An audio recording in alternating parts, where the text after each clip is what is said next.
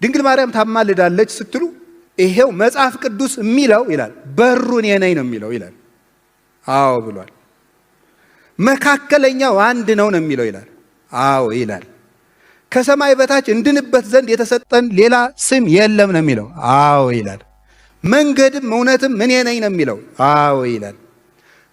በእኔ በኩል ካልሆነ በቀር ወደ አብ መምጣት የሚችል የለም ይላል። አዎ ይላል። አዎ ይላል። እና እንደዚህ ማለት ይሁላችሁ ይሄ ሚስ አንደርስታንዲንግ ነው። ምን ማለት መስላችሁ? ክርስቶስ በር ነው። በር ነው ማለት ምን ማለት ነው? በር ነው ማለት ነው አባቱን እንድናውቀው መንፈስ ቅዱስን እንድናውቀው ያደረገን እሱ ሥጋ ለብሶ ስለመጣ ነው። ፍኖት ለአበ አቡሁ አንቀጽ ዘመንገለ ወላዲሁ ወደ አባቱ የሚያደርስ መንገድ ነው። እሱ ሥጋ ለብሶ አቡ ፈነወኒ ወአነ ተፈነኩ አባቴ ላከኝ እኔም መጣሁ ብሎ ባይነግረን ኖሮ አብን አናውቀው ነበር፣ መንፈስ ቅዱስን አናውቀው ነበር። አሁን አብን አይታችሁታል፣ አውቃችሁታል አለ። ለምን? እሱ ስለመጣ። አንደኛ ዮሐንስ ምዕራፍ 5 ቁጥር 20 ላይ እንዲህ የሚል ቃል አለ። ንሕነሰ ነአምር ከመ መጽአ ወልደ እግዚአብሔር ወሀበነ ልበ ከመ ናእምሮ ለእግዚአብሔር በጽድቅ ወሀለውነ በአሚን ዘወልደ እግዚአብሔር ዘውእቱ እግዚአብሔር ዘበአማን። የእግዚአብሔር ልጅ እንደመጣ እግዚአብሔርን እናውቅ ዘንድ ልብ እንደሰጠን እናውቃለን፣ እርሱም እውነተኛ የባሕርይ አምላክ ነው ይላል። የእግዚአብሔር ልጅ እንደመጣ እግዚአብሔርን እናውቅ ዘንድ ልብ እንደሰጠን እናውቃለን። ስለዚህ ክርስቶስ በር ነው ማለት የአባቱን አባትነት እንድናውቅ የመንፈስ ቅዱስን እስትንፋስነት እንድናውቅ ያደረገን እርሱ ነው። ይሄንን የሚነግረው እንደገና ደግሞ እሱ ሥጋ ለብሶ ከአብ በሚለይበት ሰው ነው፣ ከእናቱ በሚለይበት አምላክ ነው። ምን ማለት እንደሆነ ትረዱኛላችሁ? እሺ ከአብ በሚለይበት ሰው ነው ማለት አብ ሰው አልሆነም። ከእናቱ በሚለይበት አምላክ ነው። ክርስቶስ መለኮት ዘአቡሁ ወትስብእት ዘዚአነ ይላል ቅዱስ ዮሐንስ አፈወርቅ ሲናገር። መለኮት የአባቱ ገንዘብ ነው፣ ሥጋ ደግሞ የኛ ገንዘብ ነው። ስለዚህ ክርስቶስ ከአባቱ ጋር አምላክ ነው፣ ከኛ ጋር ሰው ነው። እንደኛ ሰው ነው፣ እንደ አባቱ አምላክ ነው። መካከለኛነት ማለት ይሄ ነው።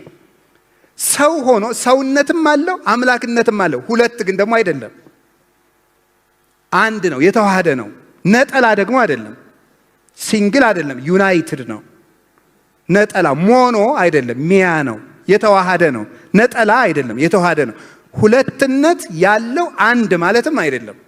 የተዋሃደ አንዱ አንዱን ያላጠፋ በታቅቦ ያለ አንድ አምላክነትም ያለው ሰው ስትሉት አምላክ ነው። ሲራብ ታገኙታላችሁ፣ እንጀራ አበርክቶ ሲያጠግብ ታገኙታላችሁ። ሲደክመው ታገኛላችሁ፣ ጎባጣ ሲያቀና ታገኙታላችሁ።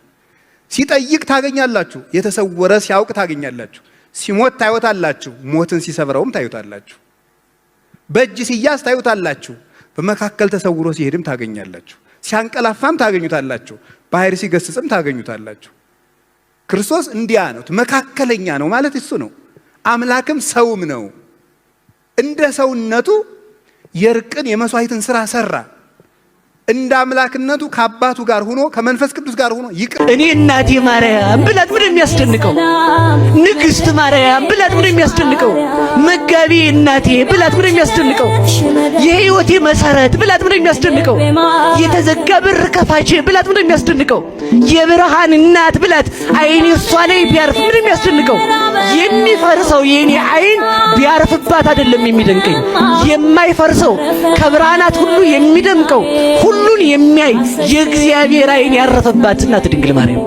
የእግዚአብሔር ዓይኑ ያረፈባት ዓለምን ለመፍጠር አይቶ እሷን ምክንያት አድርጎ ለፍጥረታት ተስፋ ሰጥቶ የፈጠራት የታመነች ናት ድንግል ማርያም። እንኳንስ እኔ እግዚአብሔር አምኗታል በሉላችሁ። እንኳንስ እኔ በሉ እንጂ ኧረ በሉ ማን አምኗታል? እግዚአብሔር አምኗታል እኮ ተመልከቱ። ለምንድን ነው ያመናት? ለዓይን ማረፊያ የታመነች፣ ለንጽህና የታመነች፣ ለድንግልና የታመነች፣ ለእናትነት የታመነች፣ ለሕይወት መገኛ ለራሱ መድኃኒት ለመሆኑ ሥጋዋን ነስቶ መድኃኒት የሚያደርገውን ሥጋ ሊወስድ ከሷ ንጹሕ ሥጋ ይዛ ለመገኘት የታመነች በድንግልና ጸንታ ለመኖር የታመነች፣ እሱን ብቻ በመስማት የታመነች፣ ፍጥረታትን በመያዝ የታመነች፣ ለመላእክት እህት ለመሆን የታመነች፣ ለነቢያት ተስፋ ለመሆን የታመነች፣ ለሐዋርያት መሰረት ለመሆን የታመነች እግዚአብሔር ያመናት ናት ድንግል ማርያም። ማን ያመናት? በሉ እንጂ ማን ያመናት? እግዚአብሔር ያመናት። እግዚአብሔር ስላመናት ተመልከቱ፣ በዚህኛዋ ሰማይ ፀሐይን አወጣ። በሚያምናት ሰማይ በእናቱ ራሱ ፀሐይ ጽድቅ ክርስቶስ ተገለጠ። በዚህኛዋ ሰማይ የምትጠልቅ ፀሐይ ወጣች። በአማናዊት ሰማይ ድንግል ማርያም በድንግል ማርያም የማይጠልቅ ፀሐይ ክርስቶስ ወጣ። ድንግል ማርያምን ሰማይ እንላታለን እንደኛ? አረ እንደውም ያንስባታል። ሰማይ ካልናትማ ሳነስናት። የኛውን ሰማይማ ጅቡ የሚያየዋል ቀና ካለ፣ የኛውን ሰማይማ ቀና ካለ አሳማም ያየዋል። ድንግል ማርያም እኮ ማንም የማያያት ሰማይ ናት እኮ ተመልከቱ። ማንም ሊተካከል ምሳሌ ያጣንላት እንጂ ምሳሌው ያንሳት ካልሆነ ለድንግል ማርያም ሰማይ መባል ይበዛባታል ወይ? ይችኛዋን ሰማይ ሰማያን የሚጠልቅ ፀሐይ ያወጣችውን የማይጠልቅ ፀሐይ ያወጣችውን ሰማይ ማንን በላት? ማን ብለን ልንጠራት እንችላለን? እሷን የሰጠን እግዚአብሔር የተመሰገነ ይሁን። እግዚአብሔር አምላካችን ለድጎችም ለክፉዎችም ላመኑትም በሱ ላላመኑትም ለኃጢአተኞችም ለጻድቃንም ዘር ቀለምና ሃይማኖት ሳይለይ ፀሐይን ያወጣል፣ ዝናምን ያዘንማል። ለወዳጆቹ ብቻ የሚያወጣው ፀሐይ የለም። ለሚያምኑበት ብቻ የሚያዘንበው ዝናም የለም። ለክርስቲያኖች የሚመጣ ዝናም የለም። ለክርስቲያኖች ብቻ የሚፈራረቅ በጋም የለም። እግዚአብሔር አምላካችን ፍጥረቱን ሁሉ ቢያምኑበትም ባያምኑበትም ማልትና ሌሊት ክረምትና በጋ እያፈራረቀ ነፋሳትን እያነፈሰ ቀላያትን እያፈሰሰ ብርሃናትን እያመላለሰ ፍጥረቱን ሁሉ በቸርነቱ ይመግባል። እኛም ደግሞ ያላመኑትም ያመኑትም የኢትዮጵያ ሕዝቦች በሙሉ በስጋቸው የሚያርፉበትን ሕክምና ለመስጠት እግዚአብሔራዊ ግዴታችንን ለመወጣት ነው። እንደምታውቁት ኦርቶዶክሳዊ ሰው ከፍጥረት ጋር ሁሉ የሚስማማ ነው። በመሆኑም ይሄ ፕሮጀክታችን ለፍጥረት ሁሉ የታቀደ ነው። በኦርቶዶክሳዊ የመጽሐፍ ቅዱስ አረዳድ የሰው ልጅ የፍጥረት ሊቀ ካህናትና ዘውድ ነው ይባላል። ሰው ክቡር ነው፣ ይመንም አይመንም የሰው ልጅ ክቡር ነው። ስለዚህ የመጀመሪያው ፍጥረታትን ለማገልገል ያደረግነው ነው። ሁለተኛው ደግሞ እናታችን ቅድስት ቤተ ክርስቲያን በኢትዮጵያ ላይ ያላትን የጥበብና የታሪክ የስልጣኔ አሻራ በዚህ በሕክምናው ዘርፍ ለማስቀጠልና ለመግለጽ ነው። እናታችን ኦርቶዶክሳዊት ቤተ ክርስቲያን በኢትዮጵያ ውስጥ በስነ ጽሑፍ፣ በስነ ህንፃ ሕገ መንግስትን ቀርጻ በመስጠት ከ1600 ዓመት በላይ ያገለገለ ፍትሐ ነገሥትን ለኢትዮጵያ ሕገ መንግስት ለማበርከት የመጀመሪያው የኢትዮጵያ ሕገ መንግስት በአፄ ኃይለ ሥላሴ ዘመን በበጅሮን ተክለ ሐዋርያት ተክለ ማርያም ዘመን ሲረቅ መነሻ የሆነው የኢትዮጵያ ፍትሐ ነገሥት ነበር። ስለዚህ በሕገ መንግስት፣ በስነ ጽሑፍ ሀገርን ሰላም በመስጠትና ድንበር በመጠበቅ በማስከበር፣ በታሪክ ጥበቃ፣ በደን ጥበቃ፣ በሰላም በዚህ ሁሉ ያበረከተችውን አስተዋጽኦ በሕክምናውም ዘርፍ ለመግለጥ ይህንን ሆስፒታል መግለጥ ወይም ማበርከት አስፈልጎናል ማለት ነው። ሶስተኛ ጉባኤ ቤታችን የፈውስ ጉባኤ ነው። በዚህ ዓለም ላይ 3 አይነት ህመሞች አሉ። አንደኛው የኃጢአት ህመም ነው። ሁለተኛ የድንቁርና ህመም ነው። ሶስተኛው የጤና ህመም ነው። ስለዚህ ጉባኤ ቤታችን የኃጢአት ህመምን በንስሐ ይፈውሳል። የድንቁርና ህመምን በእውቀት ይፈውሳል።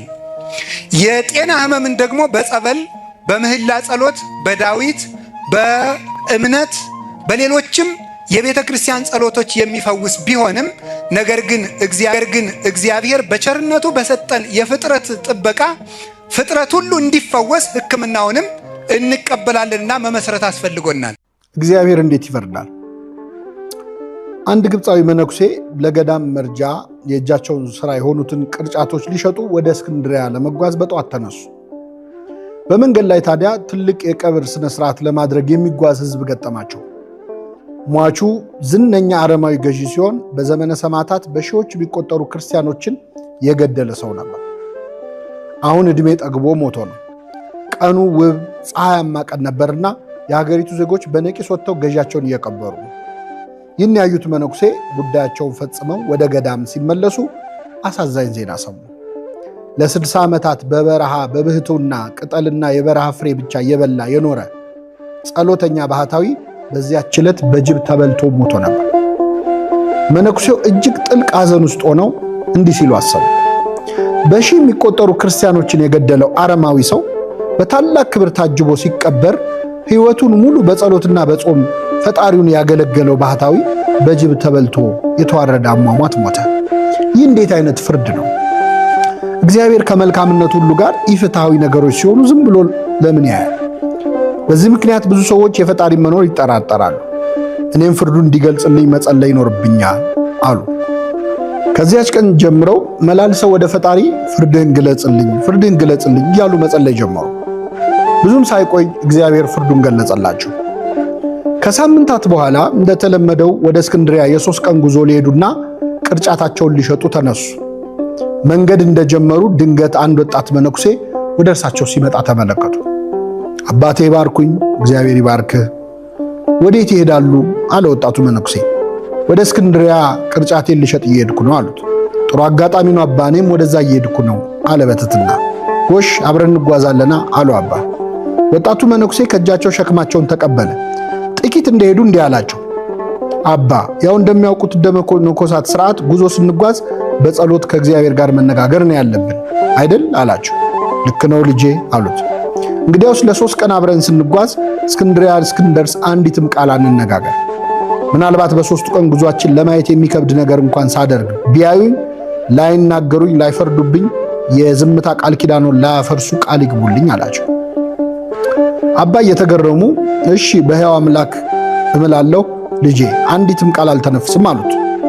ሁለቱም አባቶች በጠዋት የአርምሞ ጉዟቸውን ጀመሩ። ቀትር ላይ ወደ አንዲት መንደር ደረሱ። ሁለት ወጣቶች እነዚህን መነኮሳት አዩአቸው። ከሁለቱ አንዱ ቅዱሳን አባቶቼ እያለ ወደ እነርሱ ሮጠ። አባቶቼ ፀሐዩ እስኪበርድ ድረስ እባካችሁ እኛ ቤት አረፍ በሉ አላቸው። ፀሐዩዋ እየከረረች ስትመጣ በበረሃማዋ ግብፅ ጉዞ በጠዋትና ማታ እንጂ በቀትር ስለማይታሰብ ጉዟቸውን ማቋረጥ ግድ ሆነባቸው። ስለዚህ ሁለቱ ወጣቶች እነዚህ መነኮሳት በክብር ተቀብለው ከቤታቸው አስገቧቸው። እግራቸውን አጠቧቸው። በቤታቸው ከትውልድ ትውልድ ሲተላለፍ የኖረ የከበረ እጅግ ውድ የብር ሳህን ላይ ምግብ አቀረቡላቸው።